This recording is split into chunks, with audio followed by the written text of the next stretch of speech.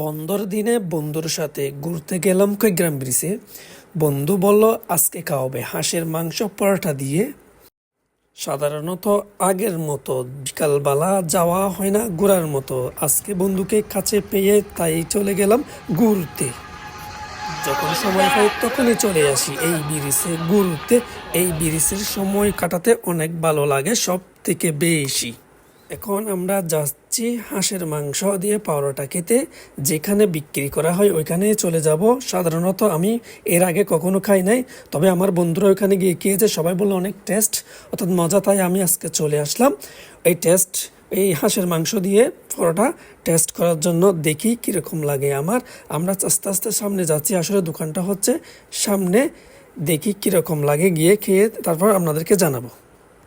যেহেতু আমরা হেঁটে যাচ্ছি তাই একটু সময় লাগবে এবং আমরা আস্তে আস্তে সামনের দিকে এগোচ্ছি। এগোনোর পর আপনাদেরকে পরবর্তী ভিডিওতে বাকি অংশটুকু দেখাবো। আল্লাহ হাফেজ।